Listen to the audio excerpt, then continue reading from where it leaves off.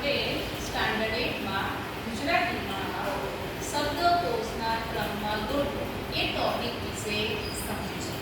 કેમ કે હજુ પણ કેટલાક છોકરાઓને વાક્યોને શબ્દકોશના ક્રમમાં ગોઠવતા આવડતા નથી.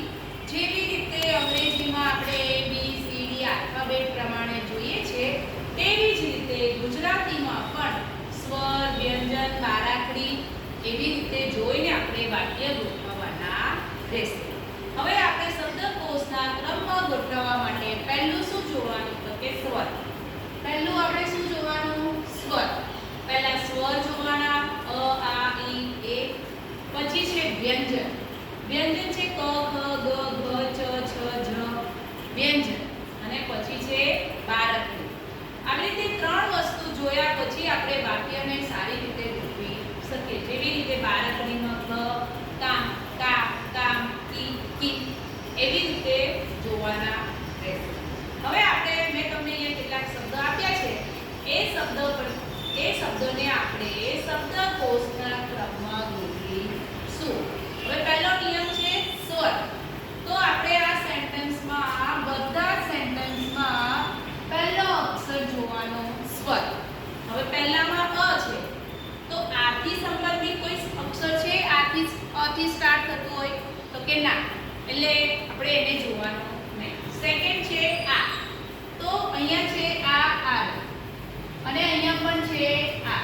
હવે બે વખત આ છે. હવે બે વખત આ આપ્યું તો હવે આપણે શું કરીશું? સેકન્ડ અક્ષર જોવાનું. શું જોવાનું? સેકન્ડ અક્ષર. પહેલો અક્ષર સેમ હોય તો એને છોડી અને બીજા અક્ષર પર જોવાનું. બીજા અક્ષરમાં બંને સેમ અલગ અલગ છે. હવે અહીંયા છે કા અને અહીંયા છે રા. તો પહેલો અક્ષર કા આવશે કે રા આવશે? તો કે કા.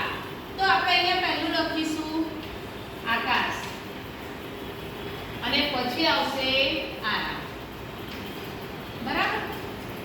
હવે આપણે ફરીથી બીજું જોવાનું. ફરીથી એકવાર ચેક કરવાનું કે સ્વરથી સંબંધિત કોઈ અક્ષર સ્ટાર્ટ થાય છે તો કે હા આ ઉ એ શું છે?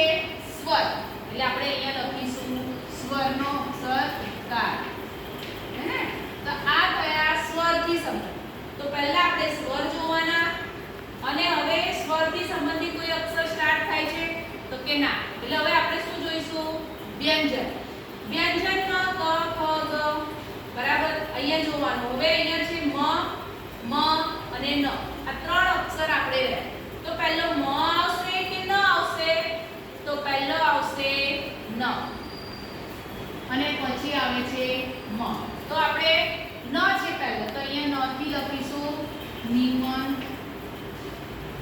નિમંત્રણ. બરાબર? હવે આ બે અક્ષર રહ્યા મ અને મુ. હવે અહીંયા આપણે શું કરીશું? બારાકડી જોવાનું. અક્ષર સેમ છે પણ એની નીચે માત્રા અલગ છે. અહીંયા મ છે અને અહીંયા મુ. તો પહેલો મ આવશે કે મુ આવશે? મ એટલે આવી રીતે અને મુ એટલે અહીંયા. તો પહેલો શું આવશે? મ કે મુ? તો કે મ.